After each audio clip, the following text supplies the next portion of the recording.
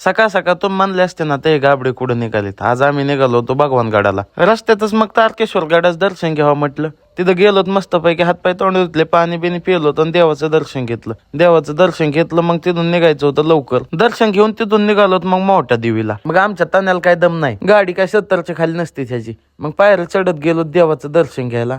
मग मस्तपैकी देवाचं दर्शन झालं. मग इथं थांबलो तर अर्धा तास. मग तान्याला म्हणलं जरा जास्त टाइमपास नको. मग तिथून पुढे निघालो गाडी काढून भगवानगडाला. तान्याला गाडी पळवित होता, पण ह्या गाडीला बघून तान्याची पक्की जिरली बरं का.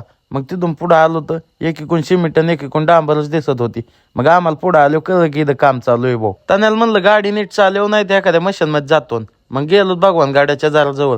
भगवानगडात काय एंट्री केली की विषयच नाही भाऊ. मंदिर असं आहे ना लय खतरनाक. इकडे ज्ञानेश्वर माऊलीचं मंदिर चालू होतं त्यामुळे इथं दगड टाकलेले होते. मग आत गेलो तर देवाचं दर्शन घ्यायला. देवाचं दर्शन घेतलं मस्तपैकी. देवाचं दर्शन घेऊन आलोत बाहेर.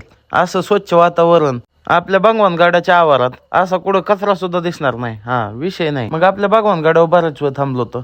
तुम्ही कधी भगवानगडाला आलतात का नाही? नसला आलात तरी आपल्या भगवानगडावर एकदा येऊन जावं बरं का. स्वर्गाचं दुसरं नाव म्हणजे भगवानगड. बऱ्याच वेळ थांबलो, जायची वेळ आली आता. म्हणलं जावं घरी निघावं. भेटू मग उद्याच्या ब्लॉग मध्ये.